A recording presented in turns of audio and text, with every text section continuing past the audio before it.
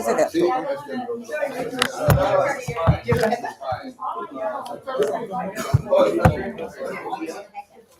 hay comida, si quiere, donas. ¿Dónde está la agenda?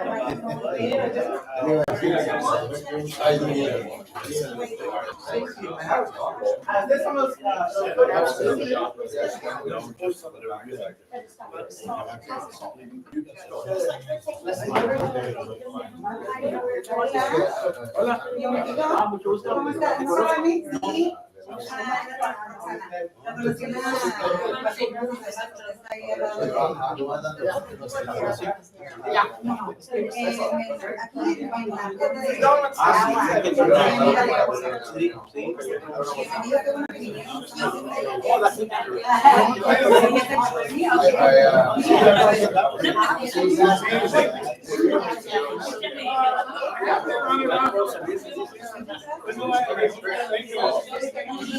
Estamos invita.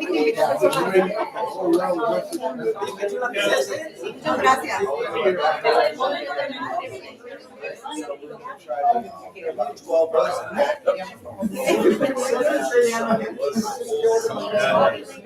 Gracias por las donas. Ay, de nada, gracias. Yeah, because I think that your A on the Every time you don't want to like get it don't matter if you want to do it. I want to be right. Okay, no. And you can pass it around. Ya pasé los años.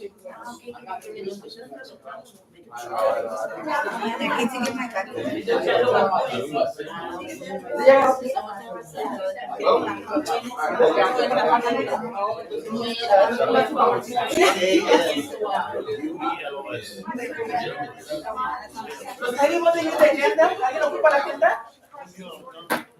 Do you need an agenda too? Oh,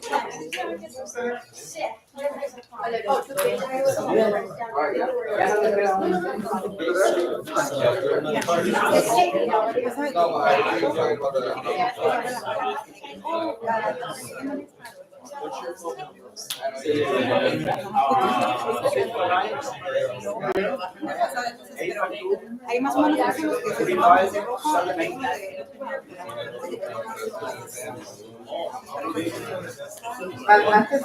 Antes de hacer algo primero, ¿verdad?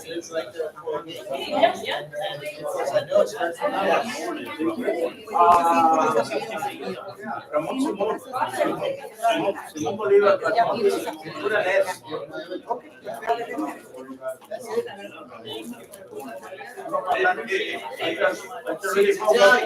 I don't get sued for this. Just kidding.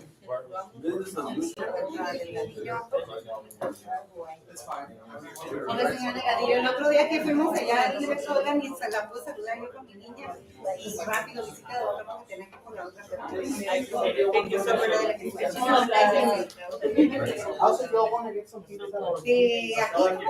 como mamá. The plastic banners.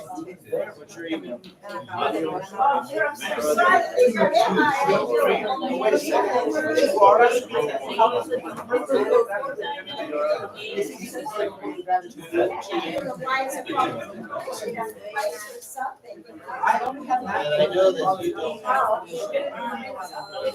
was.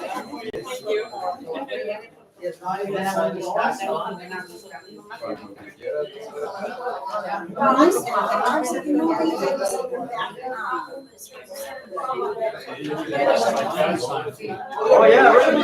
Am I getting sued? From the sheriff?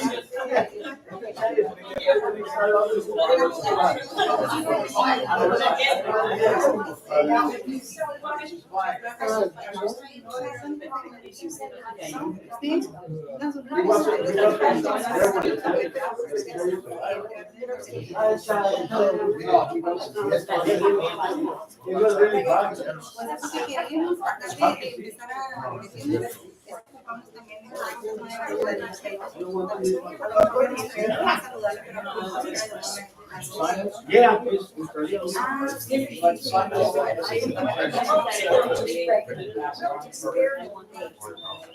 Let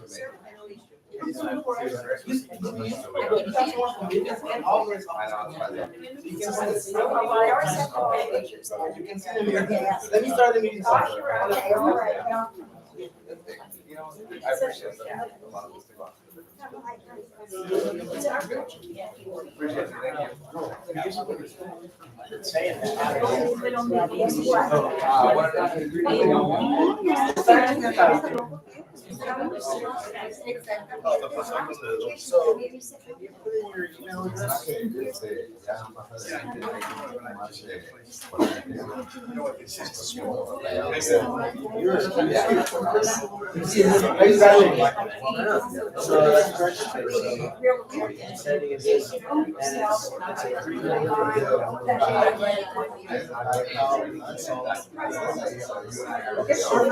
Just letting you know, because I wasn't told that that's okay if I add it later.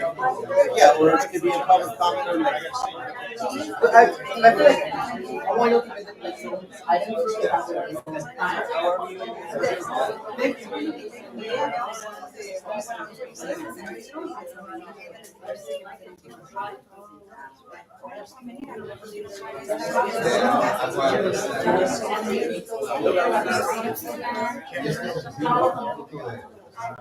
Al piso gratis.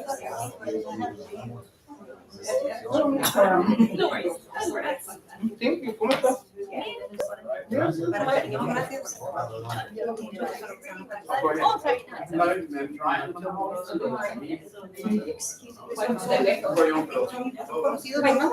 la pregunta era por San. Perfecto. Mr. Pizza and Donuts. You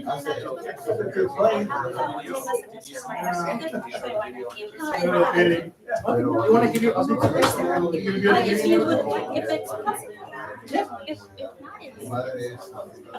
Okay, no, yeah, I'll put you first. Thank you. Thank you. And then I also did Jacob. Yes, from our office. Perfect. Thank you. Well, thank you so much. Tengo desde que tengo 11 Hey, that's so pizza because there's a lot of red on pizza. y la verdad no me involucraba mucho hasta que tú ahorita.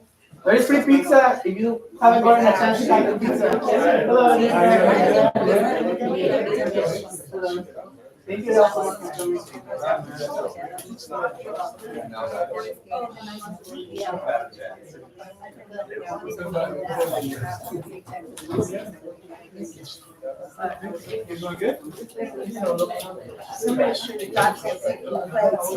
Okay. Falta el señor Rudy. Giancarlo me pidió right, pero yo no.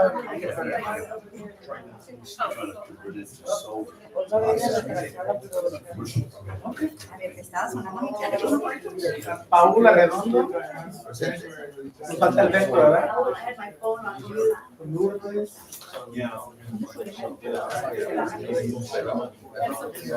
Ahí está en tu cabezota. A lo mejor No, se me hace- ¿Usted qué opina que es mejor? ¿Que se grabe las personas o que se grabe la pantalla?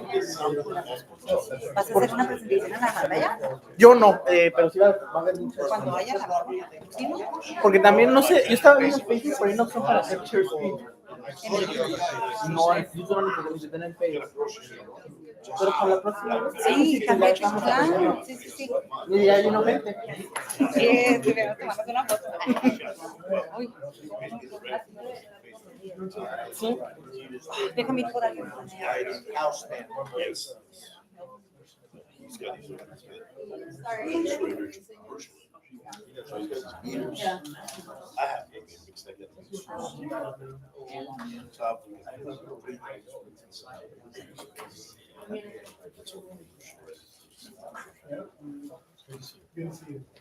¿Usted ya agarró pizza, Marcia?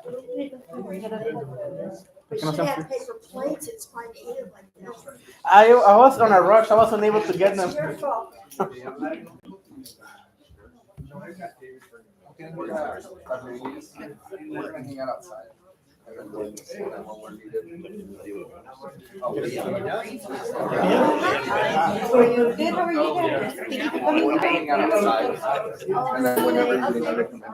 Okay, do you have a copy of the agenda?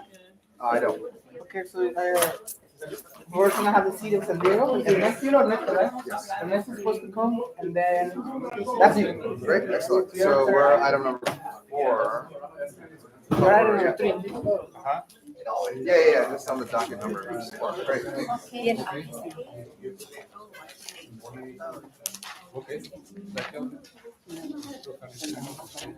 Para la presentación, yo creo que ahí estaría bien, ¿no? Sí, esto también.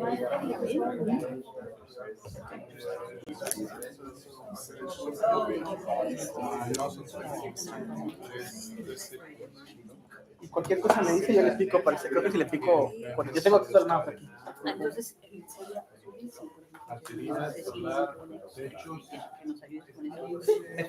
Muchas gracias.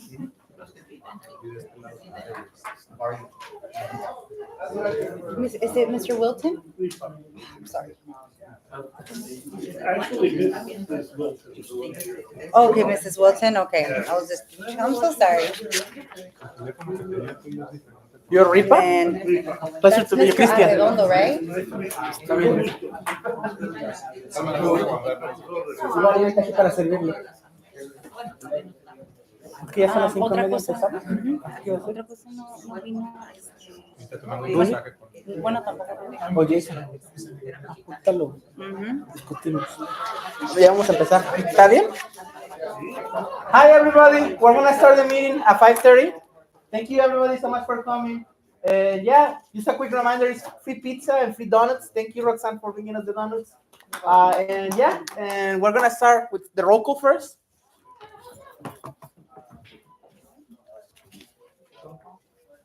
Roxanne, Present? Paola Redondo, Alberto Pérez,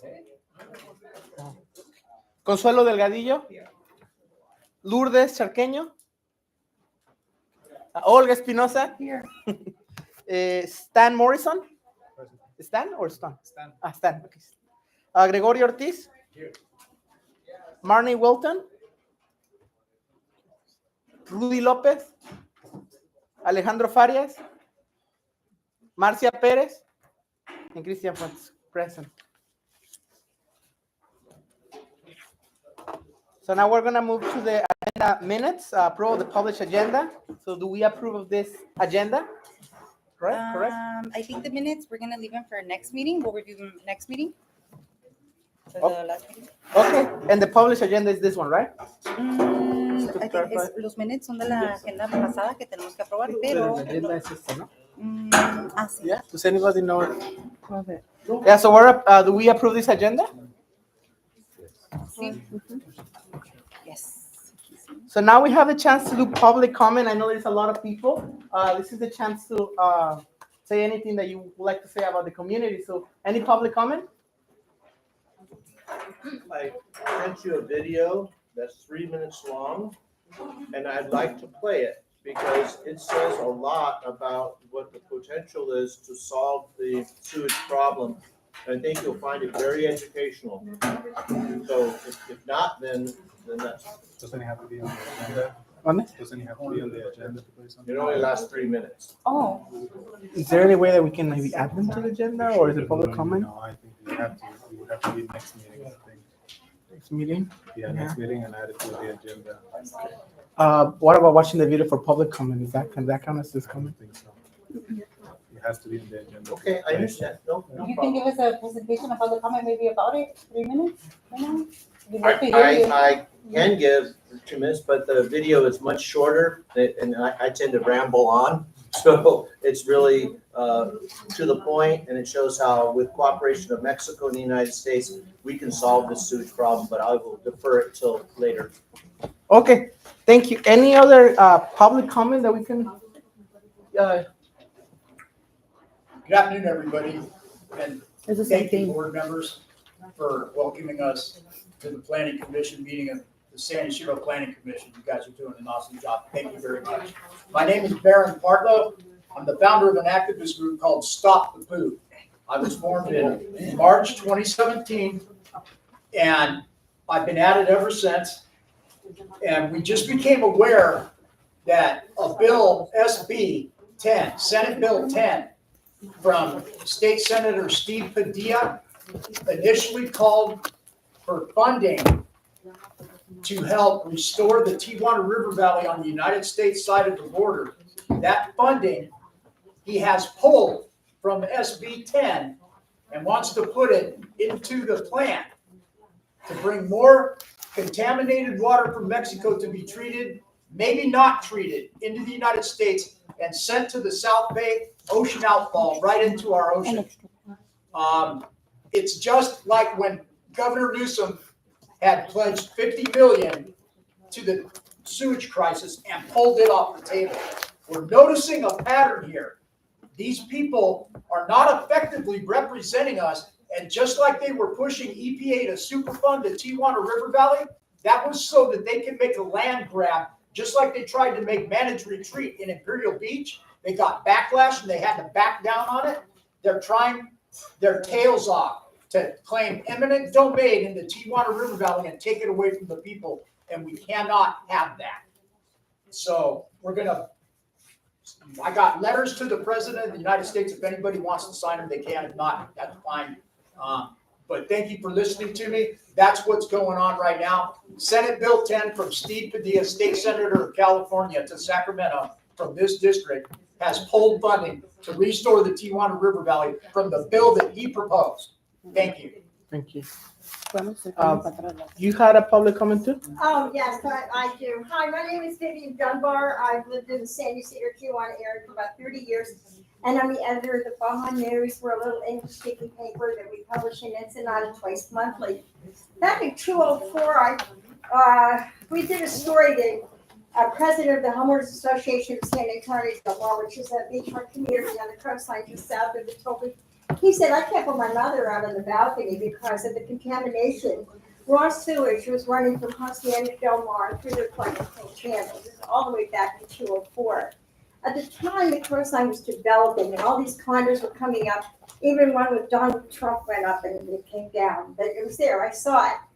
And so the problem was raw sewage from the Tijuana treatment plant, Real Del Mar, Hacienda Del Mar, Baja Malibu, and San Marino, all of it was going under the floor into these electrical channels into the ocean. So the president of the Homeowners Association, I didn't know anything about anything. So he made sure that I understood what was going on. So the word treatment was misleading. It was not cleaning the sewage. It was just liquefying it and sending it out. So I did a report on this. It was called San Antonio Del Mar Swamped Sewage. It had diagrams of dead birds. I talked to everyone, and a huge fight broke out. Now we had a fight between the two political parties, the PRI and the PAN and everything else, a huge fight. Talks about building a desalination plant or pumping the sewage into the hills for fertilizer. Anyway, make a long story short, I ended up coming back here. I went back to work, and of course I started hearing what was going on in Imperial Beach with Serge Jadina's mayor of Imperial Beach and so on and so forth. And I thought to myself, it's wonderful to see all of these efforts and technology and the money that our Congress people have gotten for this Imperial Beach treatment plant. But based on what I know, as long as that sewage plant isn't changed or fixed, there's always going to be a problem. You could build a Taj Mahal on the side of the border, and while it might capture some of this runoff and so on, it's hard for me to understand how that amount of raw sewage can be controlled.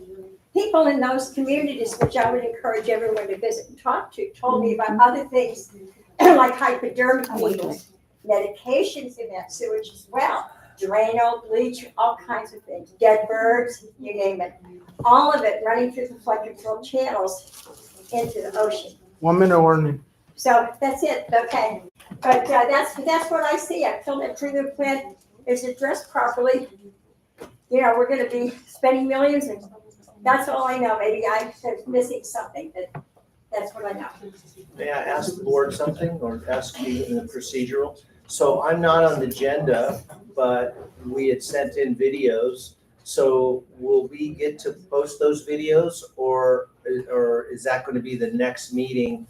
Because the board may not allow, more items added onto the agenda. And if so, If We that's can the make a vote on case. it. Yeah, Dale un minuto que hable nomás. Okay, well, Porque el video no. I respect that, Tres so minutos can y I tiene mucha use, gente. can I make my presentation now then? Let's take a vote then. Since I'm not gonna be on the docket now, I would like to speak.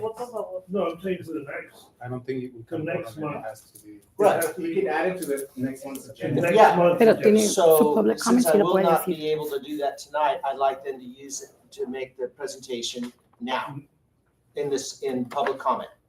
Is that okay? I mean, you have 3 minutes, you could do whatever Okay. you want.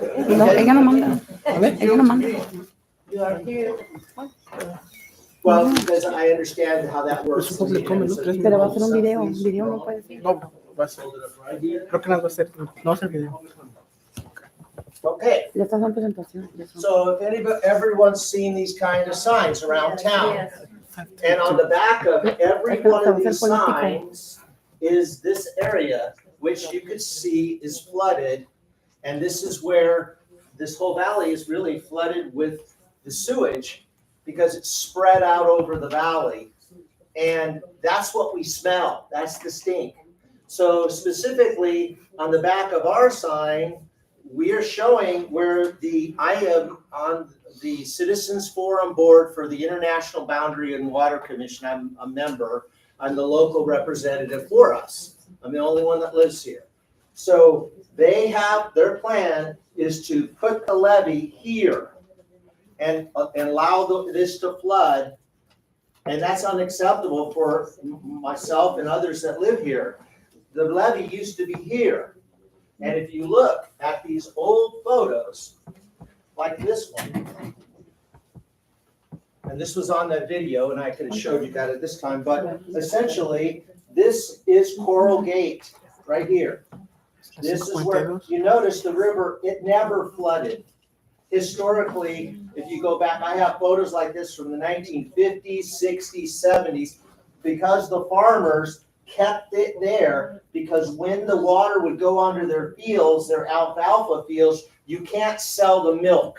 They have to get rid of that. So we are this Stop the Stink Ponds is a very real thing, and we ask that the board look at this, and next time when I make this presentation on video, you'll have a better understanding, and I will provide a list of the government agencies that the board, if you choose, can write a letter and say, we're in opposition to this plan to build these ponds. There's 6 years ago, we protested these ponds. The articles are there where the public was not allowed to go to meetings that were talking about. So the information's here. I ask everyone to review it. Thank you. Thank you so much. And if you could send that to the agenda so I can add it and I make it will. more procedural. Thank you, guys. Any other public comments that is not related to the SB bill? Public comment? If not, Yeah, I'm just concerned. I've got a couple of sisters that live here in San Ysidro. I grew up and was raised in San Ysidro. And I'm just, whenever I come over here, I'm appalled by all the buildings that are built here. The apartment buildings, no parking anywhere. There's junk all over the place. Let's clean up San Ysidro and let's not allow all these low-income houses and apartments to be built. There's no parking anywhere. There's no extra police to take care of the people that are here now. You're not building any more schools to educate the kids. You're cramming kids in the schools, and that shouldn't be acceptable. And that's all I have to say. Please clean up San Ysidro. thank you so much, Olga. So I have a few answers for a different thing going on right now. I went today down there to Dairy Mart. I went down to where the old campground was at, and it's bad. I have videos recorded and everything. I'm gonna do a protest on Sunday the 23rd. That's why I went today, because it's about to get worse again. And I've seen both of you before at the other protests I've done before for the sewer. It's not tolerated in our community. It's about to start smelling worse again. I saw the trash coming in. I saw the water running through the water. It was just bad. I even got chased by the Border Patrol. So that's a big problem we do have. So we need to get a lot of more people in this community of San Ysidro to speak out, because it seems to be over there in Pearl Beach where people are making more comments about this, but people in San Ysidro are not standing up. And I'm gonna start my movement again for the 23rd, so you guys are invited. You guys, you've been there before. Yes. And I have videos and everything. I'm about to put out that because it smells really bad. Last week when it was hot, it smelled. And now with the water, and I saw all the trash, I'm like, here we go again. Yep. So it's about to get bad. So I feel that community should get involved a lot, especially in this area because we're smelling it. It smells really bad. And I just have to say, because I'm on the board of the Citizens Forum Board, this problem will not go away. It's 7 years away from being fixed. So we would have to endure this for 7 years. And at the next meeting, when I'll make these presentations, there is technology, we can solve this problem in 2 years. And they're doing it all over the world, and we need to advocate to our government to change course and solve this problem. And you know what they say, if you can smell it, you're eating it. Yeah. Molecules all in the air. Thank you so much. And anybody else first? We're gonna see if anybody from anything non-related to Tijuana River Valley? Yes. Non-related. Oh, no. If not, you're the last person and we're gonna move on. Yeah, You have 3 minutes. Baron Harlow again. I'm also a former United States International Boundary Water Commission Citizens Forum Board member representing Imperial Beach. And I have heavily engaged Coral Gate as they're right next to the plaza and the river runs right by the plaza, right by their house. And then when it floods like the sod farm did, it goes right to their doorstep. And Ramon is here from Coral Gate. I don't know if he'd like to say anything, but we are heavily engaged with Coral Gate and we're trying to get the people of San Ysidro. Do you need anything from us at all? And support for your protest or anything at all? You can get our contact information. We'll be more than happy to be with you on that. Thank you. The last thing is, respects to the board, thank you so much. There's another board member, Nestor, at 6:30, and I'm going to that one. So I'm leaving, but I respect you guys and thank you for letting me speak. Yes. Okay. All right, good. Just as regular, send him the info so it's a docket item. We also have representatives from elected officials, including Steven Padilla's office, that show up sometimes if we make a request, and they should be here as well. And then we can have representatives here, so it could be a one effort kind of deal where they're all here and listening to your requests. Fine, thank you. Thank you so much. Oh, ¿iba a decir algo usted? Sí. Yo estoy de acuerdo con el comentario que dijo nuestra residente de San Ysidro. No hay seguridad aquí, no tenemos policías. La última junta que vino Villa Moreno, les pedimos más seguridad. Inclusive yo estoy pidiendo una estación de policías en San Ysidro. No tenemos hospitales. Somos el lugar más abandonado del sur de San Diego. Somos una comunidad marginada, de habla hispana. En San Ysidro ocupamos que pongan el foco y los ojos en San Ysidro. Y pues gracias por todos venir y a todos nos corresponde, como residentes de aquí, alzar la voz y expresar lo que ocupa nuestra comunidad. Sí, De eso se trata esta junta. La respuesta es votar diferente. Saber por quién votar. Sí, saber con quién votar, que los escuche, porque ahorita los que han estado aquí no hacen nada. Y no podemos votar por nomás las personas que tienen apellido latino como nosotros. Ya no se puede hacer eso. Se tiene que votar por la persona que haga algo. Entonces, pónganse avisados, listos, ver por quién votar. Hay que hacer un cambio en las votaciones. Ahorita va a haber una votación especial por John McCann el día 8. Entonces, Nada de propaganda, por favor. bueno, yo lo recomiendo, ok, no propaganda, but listen. Olga, y luego sigue usted y luego ya vamos a movernos al public comment. Perdón, vamos a mover al docket items. Olga, sorry, in English, we're gonna move to docket items after Olga and Vivian. So I'll say it in English. We shouldn't talk about people running because we all know different people, and I don't want to talk about political. It's gonna get really bad. But about what you said about the buildings and structures and everything going on, I agree with you. I have something that sometimes I'm by myself voting no, I guess, because when they build buildings, there's no parking. As it is with the bike lane, it got worse. So I do feel that, and we need people like you to not just come here, go to City Hall when there's meetings, even if it's not in their items, talk about it, because it could be us saying this, but if the community doesn't stand up, they don't really listen to you. And again, we're talking about school, there's not enough students here at the district. So I know that classrooms are not packed. I know that. That's why they can't build other schools, because there's no kids. Kids are stepping out of the district for many reasons, unemployment, many other things. So I kind of want to just kind of clear that too. Thank you. Thank you so much. And Vivian, Oh, yeah, I have one other thing I'd like to say, and this is kind of a lecture for everyone here. I think we all need to really remember that this is a community, not a war zone. So we have almost the whole United States, too many legislators, including our dear Jim Desmond, or whatever his name is, and Bill Wells in Oklahoma, constantly talking about this is an open border and migrant criminals running around. And San Ysidro is one of the safest neighborhoods in Southern California. I'm 76. I can go out and shop at El Super at night. Now, my other job, I do campaign work, and I go to cities all over California. So I do know, I can say that it's safer than Imperial Beach even, or Chula Vista. This is not a war zone. Unfortunately, that is the focus we have. And I've seen it close businesses throughout the community. Carol's just closed right up the street. Over by Northgate, the little ladies' shop closed over there. This kind of reputation, this feeling is bad for our community. It's not okay to sit back and let legislators go on and on about what a dangerous open border that we have and so on and so forth. This is really baloney. Migrant arrivals have been down 90% since the early 2024.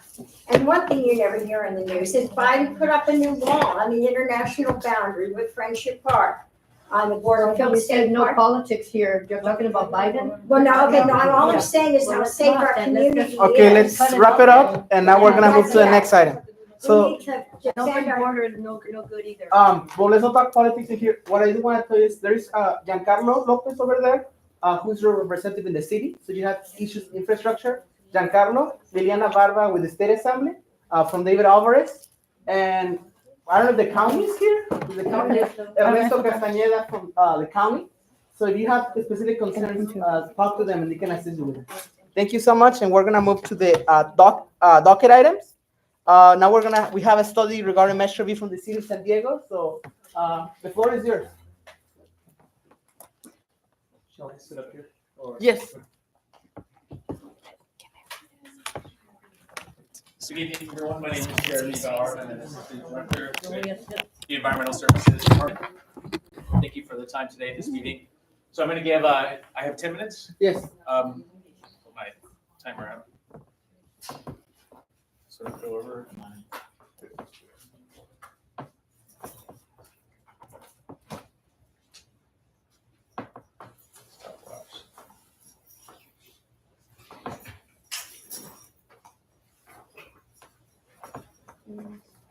Okay.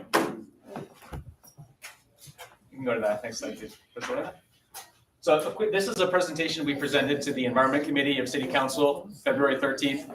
I'm going to go relatively quickly, but there's a video of this full presentation on the City Council docket, a recording of this presentation, and a staff report, a few pages long, that provides a narrative of what I'm about to present. I'll provide some background of what our department does, the engagement we've done so far, the proposed collection services that our department is proposing to include, what the fee would be associated with those, and what you're going to see is a draft fee. The outreach has continued, and that fee continues to go through review. And so what the fee you see today is not what's going to be presented to City Council. It's already trending downwards. We're hearing loud and clear input from the outreach and engagement from elected leaders. So just know that what you see today is draft. We have a financial assistance program that's part of our proposal. I'll talk about what's included in that, and then next steps in the timeline. Next slide, please. So the action we're presenting to City Council, it's not actually the final fee yet. When a city creates a fee, there's a specific process we have to follow. So the next meeting with City Council is actually to get permission to send out notices to the public of what a potential fee could be, and then also to set a final hearing date for City Council to vote on the fee. So the next step is procedural, and we're looking at probably early to mid-April for that next date. Once that date is set, we'll follow up. And also part of what they'll be deciding on April 14th is how the Notices will be sent to the public. Generally, the notices are sent in the mailer. The public gets 45 days to review, and then they have an opportunity to protest in writing. And so we'll be getting clarification on how what address those will be sent to and how the votes will be counted, how the protests will be counted rather. And then we'll be asking City Council to set a hearing date. We're looking at probably June 9th, but that's pending City Council's decision. Next slide, please. So just to walk you through in 2022, there was a ballot measure called Measure B. A majority of voters voted to pass the measure. What it did is it removed a long-time ban in the city ordinance that prevents the city from ever collecting a fee for trash collection. When it passed, it didn't create a fee itself, but it removed the ban. And so in response to that, the city began this outreach, this effort to engage with the public, talk about what services in trash and recycling they like. Are there any enhancements they might like to see? The measure itself, Measure B, actually contemplated weekly recycling as a possibility. It talked about free container replacements built into a fee as an option. It talked about a potential bulky item pickup program.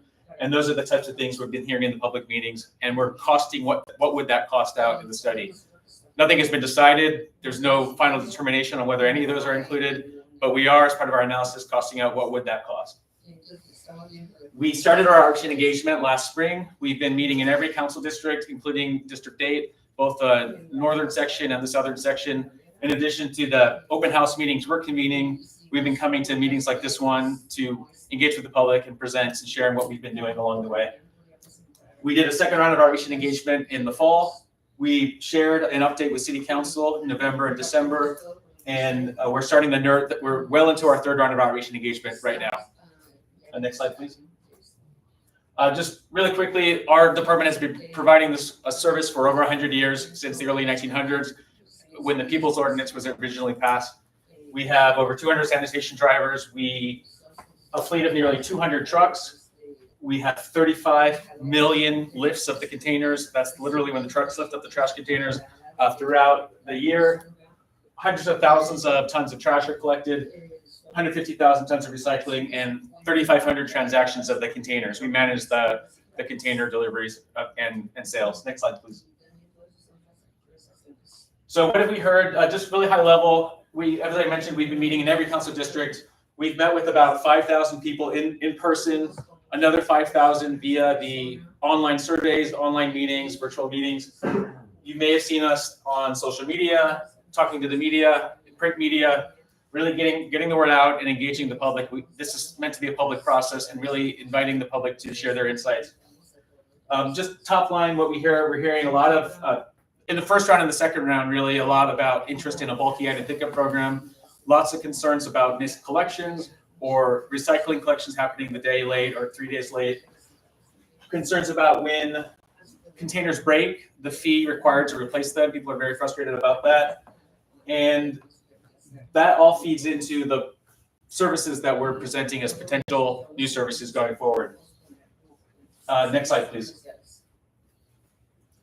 In addition to the cost of service study and the outreach and engagement, part of our work has included bringing in third parties to look at our operations, to interview our drivers, observe how we get each day started, observe how the trucks are maintained, and to make independent observations and recommendations. And that culminated in a workshop between our department as well as our general services department, the department that actually manages the fleet and does all the repairs on the trucks. And they produced a report with recommendations. Next slide, please. So the next few slides, taking what we've heard from the outreach and engagement and taking what we heard from the operational efficiency analysis, these are the recommendations of what service could include. Starting with increased reliability. We heard a lot about the missed collections. So the recommendations include ordering more trucks so that when there is a breakdown, when there's a fire, that there are backup trucks, spare trucks available. To have more customer service reps to take the calls. We know that if this passes, there will be more questions. So to be able to answer the questions and follow up with any requests from the customers, as well as just a figure from the operational efficiency analysis. They found that about a third of our trucks are operating past their retirement date. The older trucks break down more frequently and they're more expensive to maintain. Next slide, please. Oh, actually, one more thing on this. We were proposing a dedicated missed collections crew so that if there is a breakdown and a neighborhood hasn't been picked up yet, that crew can do a roundup each night, each day to make sure that any missed collections from that day are collected the same day. So we're not delaying collections till the next day or beyond. Next slide, please. For containers, I mentioned at the onset, there's a lot of concern about the cost to replace containers. So the proposal does include from day one, if your container breaks or is lost, and we know just from walking the streets and from what we've heard from the public, the significant number of containers that are cracked. You've probably all seen the containers taped up with duct tape, pieced together, so that from day one, replacement would not require an additional fee. That would all be built in. The department's also proposing rolling out a new system, a new website, mobile friendly, laptop friendly, people who need to be able to order their new containers, and then starting next year to roll out new trash containers and new recycling containers, recognizing how many of them are broken. And then also on average, the average age of the containers is 20 years old. Some people have taken great care of their containers, they're in great shape. And we also know that many are not in great shape. And there are many that are cracked, susceptible to breaking. As well, the new containers will be, the trash containers will be gray. We'll know clearly who our customers are, and it'll ensure that we're only providing service to customers that are paying and not to any legacy containers that are left out over time. The new containers will also contain RFID readers. So as we're collecting, we can scan the containers and know we've been to your neighborhood, and also that the customers know we were there, and it increases reliability. I think I'm out of time, so really quickly, I can just go through the last few quickly. Next slide, please. We heard a lot about community waste drop-off events. And so this is not built into the fee, but we just want to acknowledge that we heard that this is popular. The department wants to keep holding events like these to collect batteries, oils, light bulbs, etc. Next slide. The next two slides are enhancements that would start repropose year 3. So it would take some time to order trucks and bring on the staff. So weekly recycling, recognizing about half of participants in our public meetings requested recycling be more weekly, so that the city is meeting their diversion goals, as well as if there's a fee now on number of containers, those customers that would prefer to have one recycling container rather than 2, we're able to consistently provide that collection of volume of recycling. Ultimately, we want to maximize the life of the Miramar landfill and make sure that we're not putting recyclables in the trash can. Next slide, please. The curbside bulky item pickup. This is very popular with residents. The idea would be the crews would come directly to the house. A property would get 2 vouchers per year to pick up a sofa or an old rug, an old dresser directly at the curb. It would address an inequity. Not everyone lives close to the landfill. Not everyone has access to a vehicle. We are building this into the cost. So as we present to City Council, they can look at what would the fee be with this, or what would the fee be without this. So again, this is a potential enhancement, but it wouldn't necessarily be included depending on City Council's decision. Next slide, please. Again, to emphasize, this was a draft presented in February. This is not where the fees are going to land, but what we presented in February was a structure where every property would get a bundle, a trash, a recycling, and an organics. That would be the minimum. If a property produces very little trash and chose the smallest, the 35-gallon container, their fee would be less. What we presented was $42 per month in February. The ultimate price, as I mentioned, it'll be lower. What we present to City Council in April. If they have the 95-gallon, that would be a higher fee. It's a way to incentivize those who produce less trash. If you need more than 3 containers, the proposed fee would build an additional add-on each month. And that recognizes feedback we heard from the public that those who have only 3 containers look at their neighbor who has 7, 8, 9, 10 containers and ask, am I going to have to pay the same amount as my neighbor who has 10 containers? And the answer is no. This fee structure recognizes those that have fewer containers would pay less, and those who produce such little trash that they can accommodate a smallest container, they would pay even less. And again, 42 is not the final number. That's just what was presented as draft. Next slide, please. The financial assistance program we're envisioning, we've asked in our proposal for $3 million as a budget item. We can't build this into the fee. In other words, we can't ask one customer to pay more in order to subsidize others, but what we can do is ask for general funding from the general fund to fund a financial assistance program. We've envisioned a program in which customers who will qualify for a federal or a state assistance program, or those who have an inability to pay their property taxes could potentially qualify. This is still being developed, but just want to recognize that we are including this as part of our proposal. And it could span the gamut from a full subsidy for the most needy to a medium subsidy for those that have some need, or a more nominal subsidy for a larger number of people. And it really depends. This is something that we could shape over time depending on the need, the number of applicants, and the funding provided. Next slide, please. So how would they change? As I mentioned at the start, from day one, there would be increased reliability. There would be no fees for containers from day one. The community drop-off events would continue. The new trash and recycling containers, as we've envisioned, would next January we would start rolling those out. And then if included by City Council, the curbside bulkhead and pickup program would be starting year 3, and weekly recycling we envision rolling out year 3 as well. Next slide, please. And then just very quickly, the next steps in April, probably mid to early April, we'll go back to City Council with the final results of the study and the proposed fees. We're developing a written report that will be uploaded and available for public review before we go to City Council. If they vote yes, then we send out the notices. The public will have 45 days to review the notices, have the opportunity to protest, and then those protests will be counted by June 9th. June 9th is the date we're planning. If more than half of the properties protest in writing, that actually stops the fee. That's under the state constitution. A local jurisdiction creating a fee is subject to that rule. If fewer than half protest, then City Council will do their final vote in June. And then depending on City Council's decision, the earliest the fees could become effective is July 1. And then the rollout of the new services would proceed from there. Next slide, please. And I think that's it. Sorry, I went a little bit over, but I want to answer questions you have. Let's put 5 minutes for questions. So start. First of all, I'm totally against this. We have a lot of people in our community who go to get, food distributions, and you're expecting them to pay $500-$600 a year on top of that. I don't think it's fair. Also, the population here is so condensed. We have 2-3 families sometimes living under one household.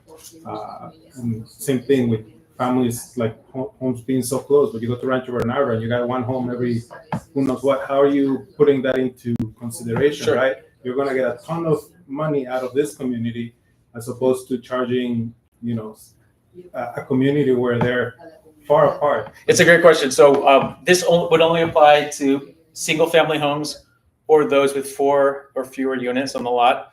Any property in San Diego, including in San Ysidro, that has 5 or more units are already paying for trash. So under the current circumstances, the general fund is paying for trash collection only for single-family homes and the small multifamily. Everyone else, people who live in apartments, are paying for trash. So you have a system where everyone's paying into the general fund, but only this subset of homes is getting a service directly from the city. Yeah, I think you forgot to say that the payment, when you start to pay to charge, it's going to be one payment for the whole year. Here in San Ysidro, a lot of people, like myself, seniors, depending on one check, and we cannot afford to pay the whole year.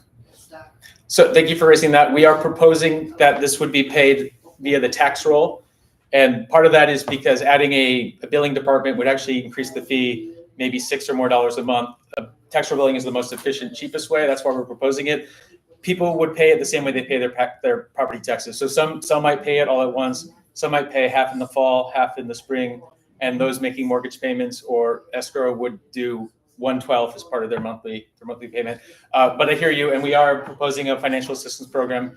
And the more that, if that's able to be supported, the more people we'd be able to help address those concerns. But I just want to say that to my colleague, Rosalina, we're taking notes. This is still draft. This is a public process. And everything we're hearing, we are compiling and making sure that's part of the conversation. That's why I'm saying that, because we had Islay in another presentation, and she told us that it's going to be one payment yearly, and I protest, I say, I can't afford it. Okay? I'm against it. Mr. And then you and then you and then you and then you. Can I say that, the study about the cost is not finalized according to the newspaper report, because the, total fee, whether it's monthly or yearly, has to compete. Because compared to the other communities, the cost that is proposed, which is around $65 a month, is too high for some of the other communities that are charging even in the 20s per month.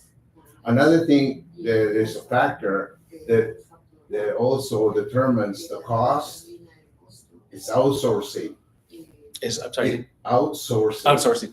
Yeah, if you're going to include buying collection units, trucks, and so forth, it's cheaper to outsource, to contract it out. You know, and instead of, because everybody knows here that if you give the job to city employees, it's no secret, you're inflating the cost, because efficiency rate for city employees is down on the cellar. The reason why I say that, because I have a lot of relatives that used to work for the city, and what they used to do was really a shame in wasting the resources, and we can't afford that, because we already have a problem. This community here is made up of mostly either retired people that are low income, and we need to stay with low cost instead of going out and buying brand new units, trucks, and so forth, or even bins. You know, because that all goes into the cost, and we have to be cost conscious. And if it's going to be city employees that are going to be doing the collecting, watch out. So there were a few points you made. So just thank you for your feedback. A few things. The study is draft, and we are looking at the cost model line by line, looking for every opportunity to make sure that we're not double counting anything, make sure the costs are accurate, making sure that that cost could be as low as possible without compromising service. The city code, the city ordinance does say under the ordinance, city forces shall collect from residential trash weekly. And so the law as written now, it is our responsibility of our department to provide this service. I know that there have been articles in the press about outsourcing, and that just to point out, that's what the city code says. And I think that article is well mentioned. There was a study done looking at whether it would be cheaper to outsource, and the results of the conclusion of that report, and I think it was even linked in the recent article, did conclude that it was not more cost effective to outsource. But I hear you, and the other thing is I think maybe I addressed most of the comments. I hear you loud and clear. We did take comments. We're trying to keep the costs as low as possible. And again, this is draft. And also one more thing, city council, when they vote on this, they have the opportunity they can charge a fee up to the full cost. They can decide to charge a fee that's less than the full cost, or they can choose not to pass a fee at all. Mr. Lacara? Questions in regards to, it almost sounds like a RFID on the trash cans. Is it going to be a fixed rate each month, or is it going to be every time the reader picks up on it and dumps it, it's going to read it as a service, and then it's going to vary? Yeah, what we propose is a fixed rate based on the number of containers that the property has. Okay, so even because I have extra containers on my house, okay, a little bit more than what we use. Will you guys be doing a one-for-one swap and then charging us? People will have the opportunity to reset.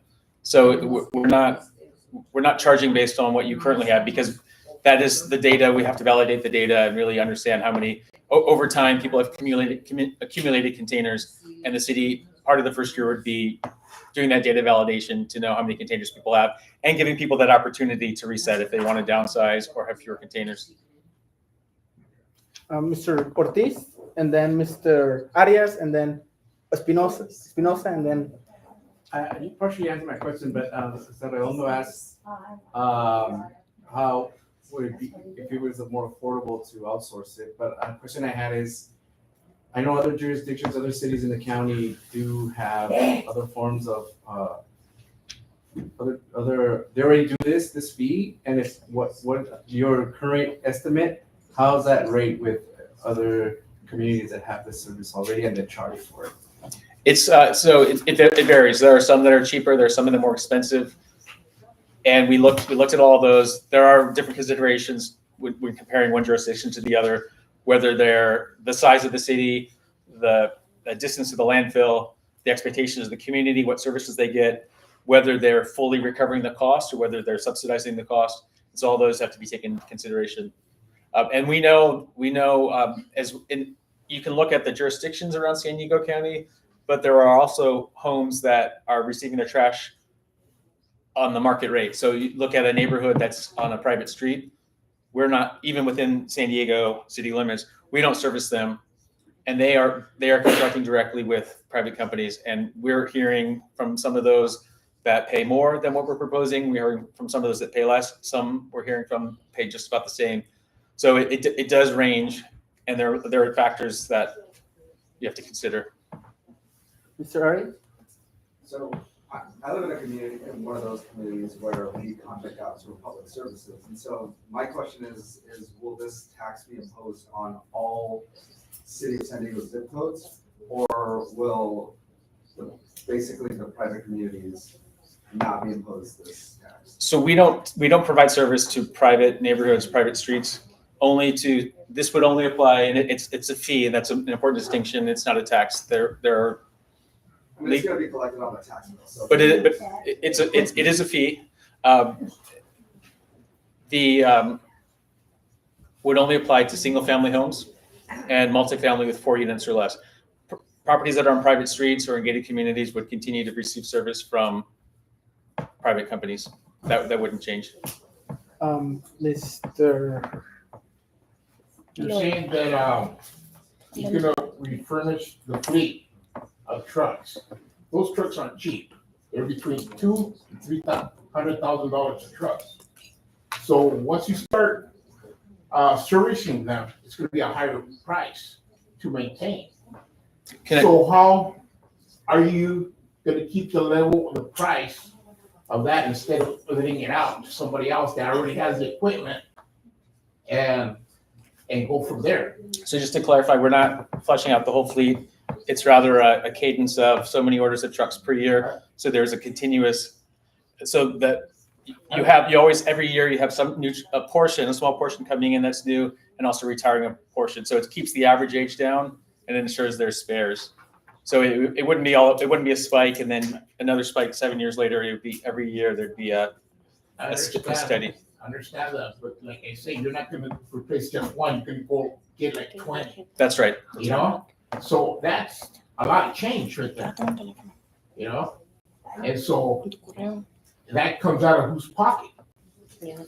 The alternative is the repairs of the older trucks can end up costing more than actually buying a new truck. So there are, and it's something that the analysis looked at, weighing out using older trucks longer versus some steady state of replacing the fleet so that you're keeping the average age down and you also have some spares available. I'm aware of that because I'm a truck driver. Yeah. Okay. So the repairs, the more you maintain it, it can last you forever. You know, you see some trucks that are old waste trucks that are still on the road, you know, and they do have, you know, vice versa, throw some out, get some in, but 20 trucks at a time, it's a big money, you know? So I'd like to know where that money's gonna come from. So after that, we're gonna go for the sake of time. So that would come from the fee, and it can, and any money collected from the fee could only be used for these operations. the city can't make a profit off of this, the money can't go anywhere else, and the fee can only be what it costs to provide the service.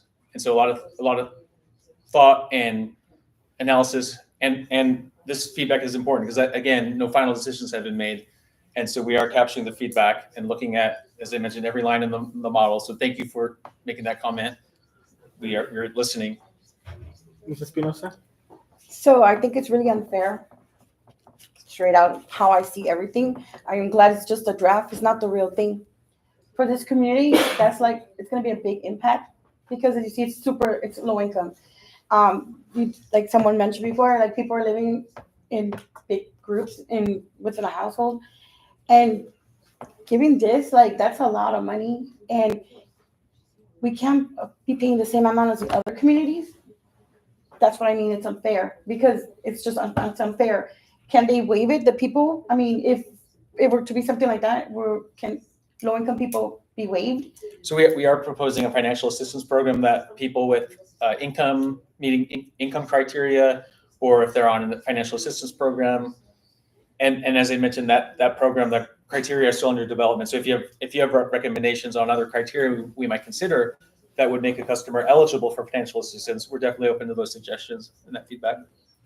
Thank you so much. And one more question. And you what is the current fee right now per person? What is the cost right now per family, per household? Like, what is your calculated? See what compare the how the rates. So there's no fee right now. No, I know there's no fee. But how much does it cost the city? That way we can compare. What I don't have the exact number with me. It's going to be in the report. It is over $100 million a year. No, per family. Do you know? If we're charging per household, like what does that compare to currently? So that's what the fee will be based on, what the cost of service is, and what the report will have the cost of what we're proposing, but the analysis will also show. That's with the new trucks, with replacing all the trash cans, like. Yeah, so the report will have all that. Will have all that. Didn't change anything. It's a popular question, and that's why the report's going to make sure that's very clear, because I know people have that question. Right, thank you so much. And if you could give us your email, so if anybody has any questions, I can sure provide it. I don't think it's on the slide, but it's. You just give it to me. I'll give it to you. All right. Well, thank you for your time. Thank you for your candor and your comments. And we hope to be back again soon with further updates. Thank you so much. All right, have a great rest of your meeting. Now we're gonna move on with Mr. Castañeda has an announcement from the County of San Diego.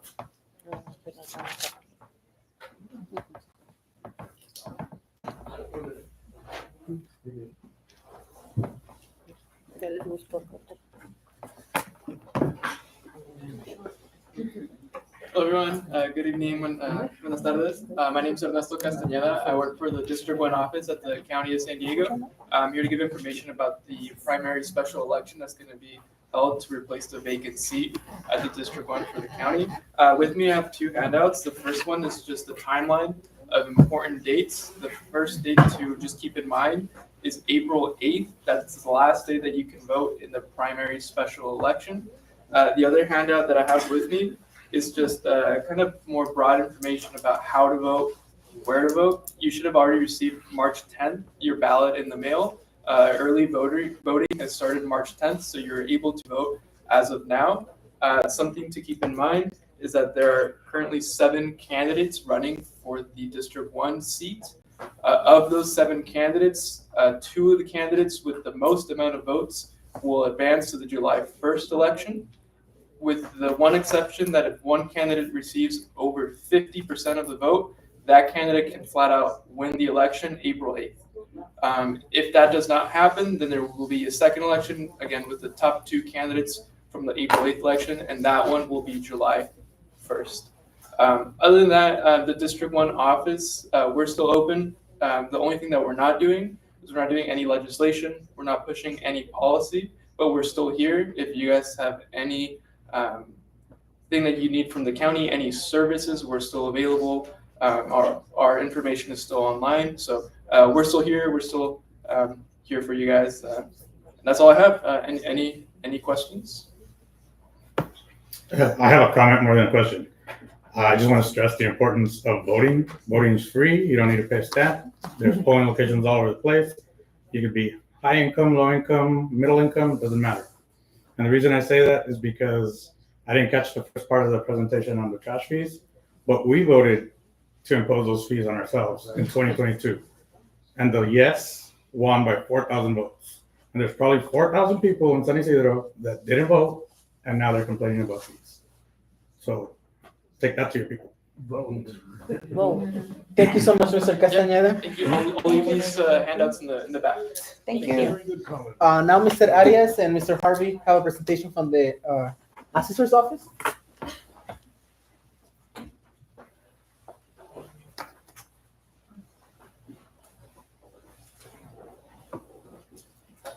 Great, so before I start my presentation, I just wanted to kind of do a little caveat. I know some of you were interested in budgetary items and knowing how much the community of San Ysidro inputs into the county budget, and then how much of that is returned to the community.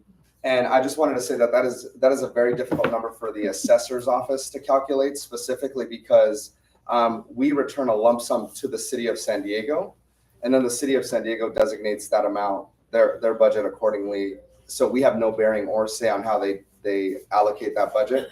And so my recommendation is if you wanted to know specifically how much money is coming to your community, you reach out to the city of San Diego and their budget allocation departments. Okay, so, but today I wanted to really talk to you all about what the assessor's office does. And I think there's a lot of times there's a mix up between, well, we send you our tax bill, right? We don't send the tax bill, Dan McAllister does. You all may know him. My boss is this guy here, Jordan Marks. You may know who he is, you may not. But I wanted to talk to you about something that's actually really important to this particular community that I feel we do not talk about enough. So I know there are a lot of homeowners. How many homeowners do we have here in the community? Yeah, quite a few, right? Okay. So, and how many of you know the way that your property taxes work? A few, right? Not very many. And so I wanted to talk to you about a couple of the things that come up. And then the big scary word when it comes to property tax is reassessment, right? That means that your property taxes are going to be increased. Sometimes they could be decreased. Very rarely. I'll talk about those scenarios as well. But mainly, I want to focus on some of these issues. So what does the Office of the Assessor Recorder County Clerk do? So we manage a $90 million operating budget. We have a staff of 450 members. And basically, in regards to assessment, we are only concerned with valuation. So we don't actually say you need to be charged this amount of money. We go out, look at the facts on a specific property, and then we say this property is worth this amount, right? Then the auditor and controller, which is a totally separate department in the county of San Diego, will take a look at that, verify that our math is mathing, and then they will essentially send that information to Dan McAllister, the treasurer tax collector, with those computations, and then Dan will send you a specific bill for your specific property. And that's where the city of San Diego is proposing that the trash tax be added. I keep calling it a trash tax because it feels like a tax. It's not a fee. It's on there. So I know they're gone now. I would have said that anyway if they were here. Our office likes to put people first with great customer service. The reason I say that is because I am a testament to that. I am the taxpayer advocate for the county of San Diego. If you call if you call Jordan, his cell phone I think is at the end of this. I will gladly give you my cell phone number. If you call me, I may not answer on the first time. You leave me a voicemail, I will definitely get back to you within 48 hours. Okay, so that is my testament to you all. So we like to reward our staff with customer service ratings. So we do a lot of surveying. How are we doing? Where can we improve?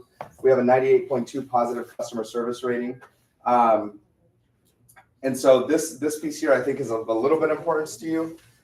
We return $3 million plus annually to the county budget over the 8 years.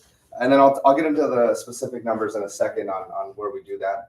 The rest of this stuff is not as important. So there's my cell phone number. You guys can take that now if you wanted to take a picture of that. I also have business cards I'm more than happy to give them. I know Rudy loves to give my number out to people, so you could just ask him as well. All right, I'm going to move past this. I can also give you guys business cards. Great. So we have 5 different locations. I know I heard your comments on having a police station here in San Ysidro and different services here in San Ysidro. We don't have an office in San Ysidro, but we do have one in Chula Vista, 3rd Avenue. It's right where the Chula Vista or where the South Bay Courthouse is. It's in that same county facility. Dan McAllister also, I believe, has an office in that community, in that facility as well. So I wanted to just quickly talk about the county archives, because a lot of times I feel like we turn in documents to government all the time, and then we have no idea what happens to them. There are specific documents that are of the utmost importance, one of them being grant deeds. Those are basically the title to your property. And so my boss's predecessor, Ernie Dronenberg, thought that it was really important to make sure that we are preserving documents correctly. I know many years ago, the city of San Diego had a fire in a county facility, and many documents were burned.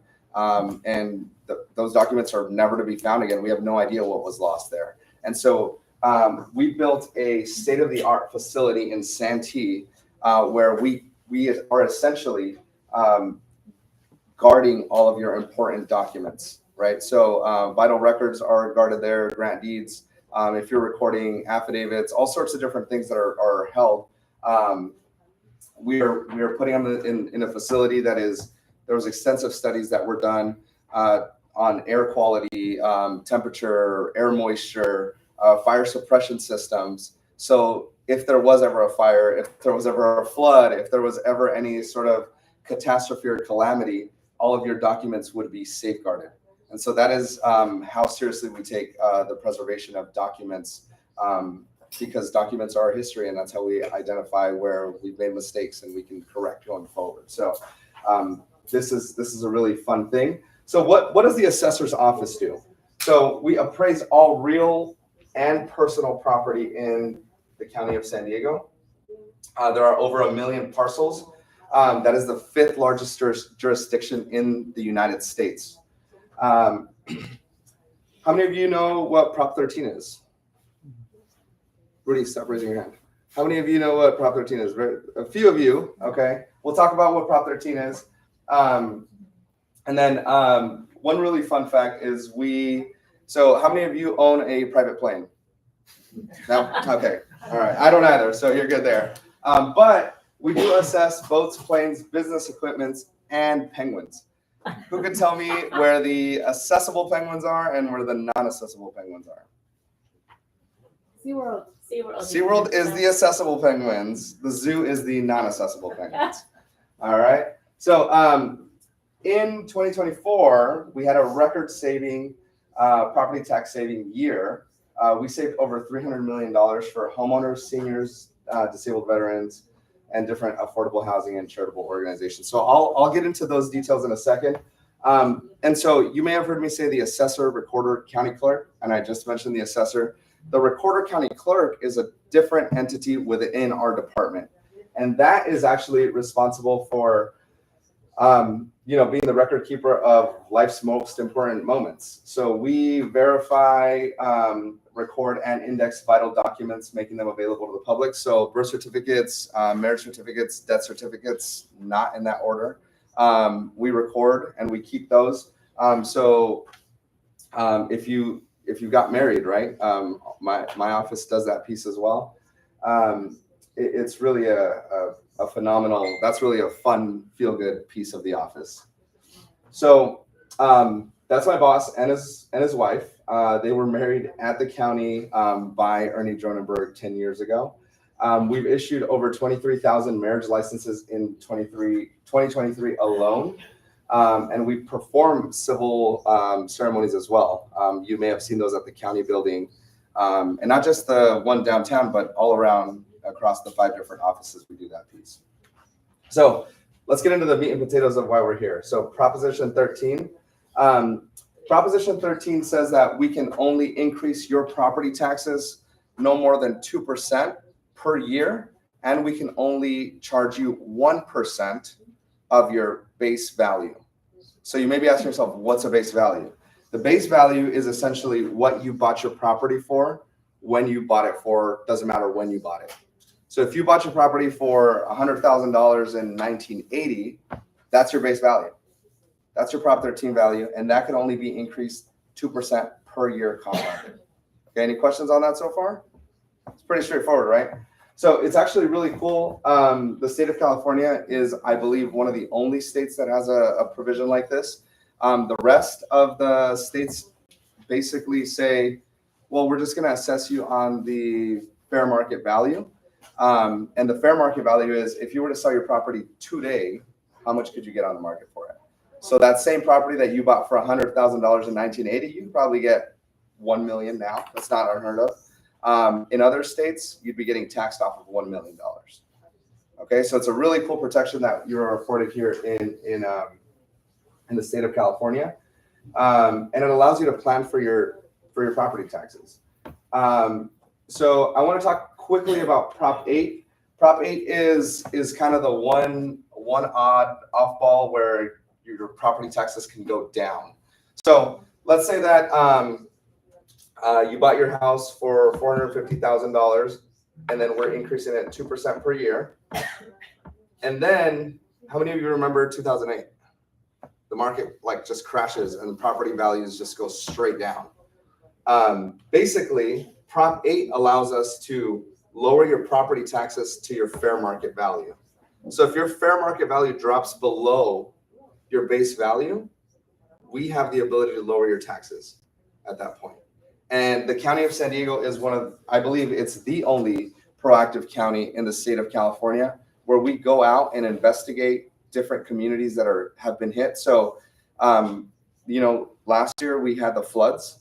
That was a calamity. That was a Prop 8 situation. The values of those properties was below what the base value was. And so we proactively went out, investigated, did our research, and we've been able to save taxpayers' dollars that way. Okay. Now, the market obviously will always pick back up, right? Real estate always gets back up. So the 2% continues to compound. And meanwhile, we're tracking your Prop 8 value. And then when Prop 8 value goes back to or over your Prop 13 value, we restore your value. And that's where sometimes folks are like, well, you raised my taxes by over 2%. Technically, we didn't. We were saving you money this whole time. And then we just brought you back to your Prop 13 value. So, it does feel like you're kind of, I got to say, it feels like you're getting shafted when you get back to the Prop 13 value. But the whole time we were really offering you a savings, and we just got to get you back to that Prop 13 value, which is still a good opportunity for you. So this is what your tax bill looks like. I just want to highlight this guy right here, Dan McAllister. That is not us. He's the one that's charging you. But the homeowner's exemption, if some of you have it, some of you may not, but I want to talk to you about what it is. It's a really, really small savings that we're advocating at the state legislative level right now to raise at a higher percentage. But if you're a homeowner and you live in that home, that's your primary residence, you apply with an application and you get a $7,000 off of your base value, which remember, we're always talking about 1% here. It ends up being about $70 in tax savings. So it's not very much, but I'll tell you, the homeowner's exemption is really important because it allows for us to know that it's your primary property. And I'll tell you why that's important in a quick second, okay? So Rudy was talking about voting. This is a perfect example of us voters doing ourselves a disservice. So Proposition 19 was passed in 2020 by all of us, the voters in the state of California. And essentially, it did a couple things. It did two really great things, and it did one terrible thing. The terrible thing, which I'll start off with, is it said that you can still transfer property intergenerationally, so from parent to child or from grandparent to grandchild. But prior to Prop 19, you could transfer as many properties as you wanted, and you can keep the low tax base on all of them. Proposition 19 now says that you could only transfer one property and keep the low tax base on it. So, and it has to be your primary residence as the parent, and then your child has to make it their primary residence within 1 year. Okay? And if they don't notify us within 1 year of their homeowner's exemption, with the homeowner's exemption, then their teen value is going to go way up to the fair market value. So they're going to get a reassessment. So in San Diego, I just gave you the example, right? You bought a home in 1980 for $100,000, very common. Now the fair market value is $1 million. The taxes are going to go up by over $9,000 on that one property that I just told you. And we're seeing this happen time and time again. And really as the assessor, we're bound by the law just like you all are. So we have to abide by the law and we have to take care of that. And so I just want to stress the importance of, if you're homeowners, before you move your title, if you're estate planning, if you're doing anything of that nature, feel free to contact me. We'll take a look at your specific situation, make sure that you are not creating a reassessable event or you are planning appropriately so that we are still continuing to build generational wealth in our communities. Because that's how other people are doing it in other parts of the county, right? Except they have money to go pay for expensive attorneys. We're offering this service to you for free on behalf of the County of San Diego, because you already pay us in your tax dollars. So the other really cool things that it did is the senior exclusion. So if you are 55 or older, which it doesn't look like anybody here is 55 or older, but I'll still say it anyway, if you are 55 and older and you are a homeowner, and same example, $100,000, and you have a house that is worth $1 million, but it's 2 stories, you don't want to live there anymore. You want to downgrade to a 1-story house, but it doesn't make sense for you to downgrade because you're gonna buy the house for $800,000 and your taxes are gonna go up. This says that you can keep your low tax base as long as you buy for less than what you sell. So if you sell for $1 million, and I think I have some examples in here. Did this die on me? I can click on it. There we go. Is this the Prop 19? Parent, hold on.